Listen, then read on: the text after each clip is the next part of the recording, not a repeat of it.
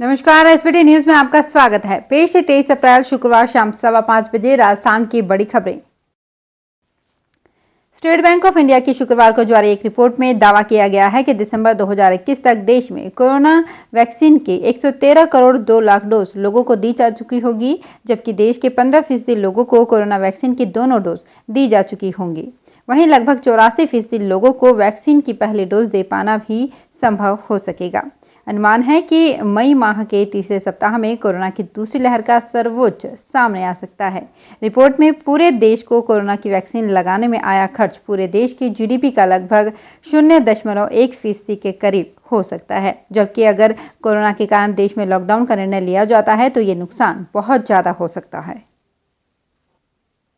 राजस्थान में corona virus का कहर बढ़ता ही जा रहा है। सरकार के तमाम प्रयासों के बावजूद हर दिन कोरोना विस्फोट हो रहा है। सीएम अशोक गहलोत स्वास्थ्य विभाग के साथ आए दिन बैठकें लेकर कोरोना संक्रमण रोकने की रणनीति बना रहे हैं। वहीं आज सीएम गहलोत ने ट्वीट कर कहा कि कोविड-19 महामारी के दौर में अगर कोई सबसे ज्यादा खतरे में है तो हमारे फ्रंटलाइन वॉरियर्स हैं, खास तौर पर चिकित्सक और नर्सिंग कर्मी स्टाफ जो लगातार पिछले 1 साल से कोरोना की बीमारी से लोगों को ठीक करने में लगे हुए हैं। राजस्थान में तेजी से फैल रहे कोरोना संक्रमण के बीच 18 साल से ऊपर की उम्र के लोगों को फ्री वैक्सीनेशन की मांग को लेकर अब सियासत भी तेज हो गई है। 18 साल के ऊपर के लोगों को फ्री वैक्सीनेशन की मांग को लेकर राज्य की गहलोत सरकार ने केंद्र पर दबाव बनाते हुए एक गेंद अब केंद्र सरकार के पाले में डाल दी है। अगर केंद्र सरकार 18 साल से ऊपर के व्यक्तियों को फ्री वैक्सीनेशन की घोषणा नहीं करती है तो फिर राज्य की गहलोत सरकार सियासी फायदे के तौर पर अपने स्तर पर 18 साल से अधिक उम्र के लोगों को फ्री में वैक्सीनेशन की घोषणा कर देगी।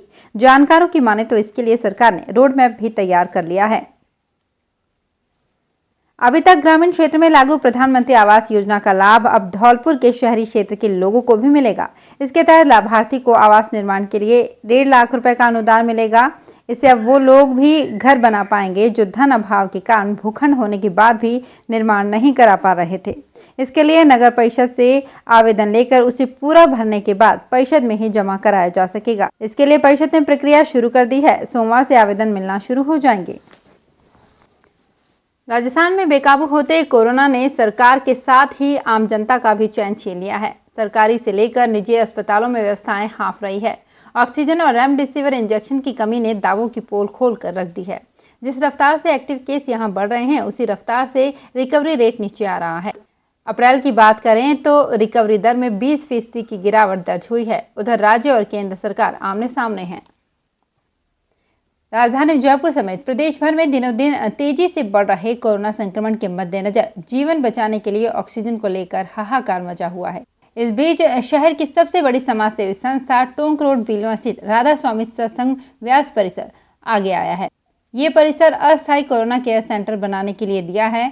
सबसे सुखद खबर है कि शहर से दूर शांत माहौल में प्रदूषण मुक्त वातावरण में कोरोना मरीजों का इलाज बड़ी संख्या में फैली हरियाली के बीच होगा, जिससे मरीजों को शुद्ध ऑक्सीजन और हवा मिलेगी।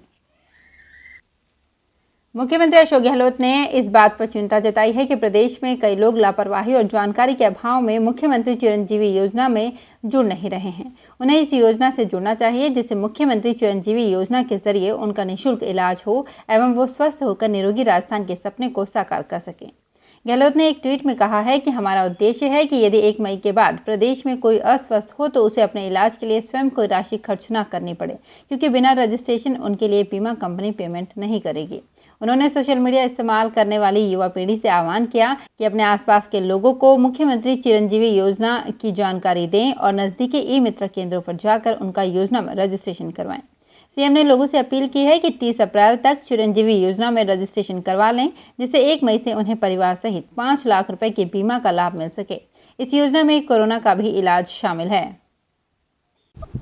भीलवाड़ा में कोरोना रूप बदलकर आरटी-पीसीआर जांच समेत एंटीजन व ट्रूनेट टेस्ट को भी चकमा दे रहा है। विशेषज्ञों के अनुसार जिले में 20 से 25% मरीज ऐसे सामने आ रहे हैं जिनके आरटी-पीसीआर से लेकर अन्य कोरोना रिपोर्ट नेगेटिव आ रही है। उनमें ऑक्सीजन स्तर गिरने से लेकर कोरोना के अन्य सभी लक्षण नजर आ रहे हैं। अजमेर सहित जिले भर में कोरोना संक्रमित मरीजों का आंकड़ा बढ़ने के साथ प्रशासन ने भी सख्ती बढ़ा दी है। जन अनुशासन पखवाड़े में गाइडलाइन का उल्लंघन करने वालों के खिलाफ की जाने वाली कार्यवाही में भी तेजी आई है। पुलिस की ओर से आने जाने वालों से बाहर निकलने का कारण पूछा जा रहा है। संतोषजनक जवाब नहीं देने पर चालान और वाहनों को जब्त करने की कार्रवाई की जा रही है। पुलिस की ओर से गुरुवार को 830 वाहनों के चालान कर 95 वाहन जब्त करने की कार्रवाई की गई।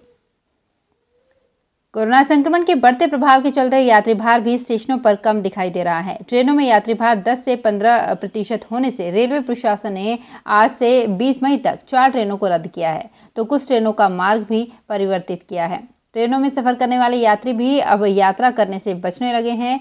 ऐसे में अब रेलवे स्टेशनों पर यात्री भार कम हो रहा है। कोरोना संक्रमण की चेन को रोकना है तो जरूरी हो तो ही यात्रा पर निकलें, तब जाकर ही सब मिलकर कोरोना संक्रमण की चेन को तोड़ सकेंगे। और अब खबरें श्रीगंगानगर हनुमानगढ़ जिले की। श्रीगंगानगर में लगातार बढ़ते कोरोना संक्रमण के बीच इलाज के लिए सरकारी व निजी हॉस्पिटल्स में भर्ती रोगियों के लिए राहत की खबर है कि भिवाड़ी से 5 टन तरल ऑक्सीजन की आपूर्ति हो गई है।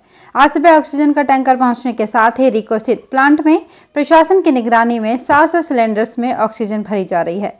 इसके अलावा जिला चिकित्सालय के ऑक्सीजन जनरेशन प्लांट में भी प्रतिदिन 30-35 सिलेंडर जितनी गैस उपलब्ध हो रही है।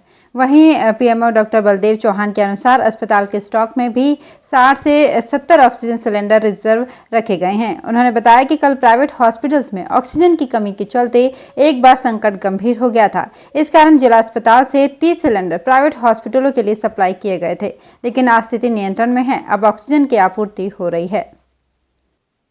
श्रीगंगानगर में गेहूं की सरकारी खरीद की गाड़ी पटरी से उतर रही है।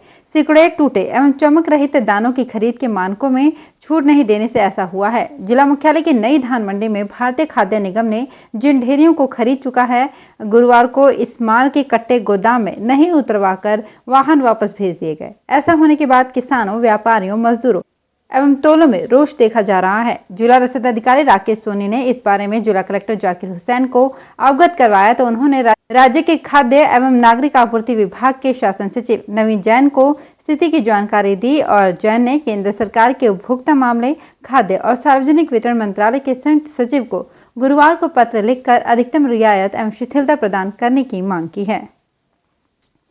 आज तड़के आई आंधी से शहर के अनेक इलाकों में होर्डिंग्स व टीन टप्पर उड़ गए। तेज आवाज के साथ होर्डिंग्स व टीन शेड गिरने से विद्युत तंत्र भी प्रभावित रहा। इससे शहर के विभिन्न इलाकों में सुबह से दोपहर तक विद्युत आपूर्ति प्रभावित होती रही। विद्युत सप्लाई बाधित होने के कारण शहर में सुबह की पेयजल सप्लाई भी नहीं हो पाई। जोधपुर डिस्कॉम के सिटी एक्सियन वीआई परिहार ने बताया कि आंधी के कारण होर्डिंग्स, पेड़ शाखाएं आदि विद्युत सप्लाई लाइनों पर गिरने से जवाहर नगर ब्लॉक एरिया, रामलीला मैदान क्षेत्र, Nai Dhan Mandi, Premnagar, Sitiya colony, station road, civil line व पुरानी आबादी के कुछ एरिया में सुबह 7:30 बजे से 10:30 बजे तक विद्युत आपूर्ति बाधित रही।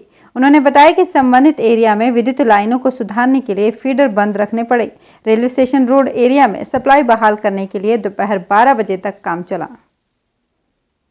श्रीगंगानगर में कोरोना के बढ़ते संक्रमण को नियंत्रित करने के लिए सरकार द्वारा लागू जन अनुशासन पखवाड़े की पालना के लिए अब पुलिस को सख्ती करनी पड़ रही है।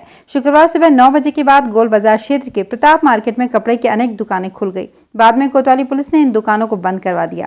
इस दौरान दुकानों के आसपास जमा लोगों को खदेड़ने के लिए पुलिस कर्मियों को दौड़ भी लगानी पड़ी। ऐसे ही Durga Mandir market, Sitiya colony main road, Radheshyam Kothi road पर रेडीमेड की अधिकांश दुकानों के ताले खुले रहे।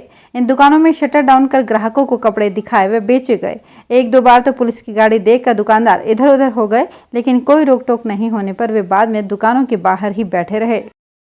तो फिलहाल इस बुलेटिन में इतना ही। फिर हाजिर होंगे कुछ और बड़ी खबरों के साथ। एसबीटी न्यूज के और भी वीडियोस को देखने के लिए हमारे चैनल को सब्सक्राइब करें और नोटिफिकेशन पाने के लिए बेल आइकन को प्रेस करें।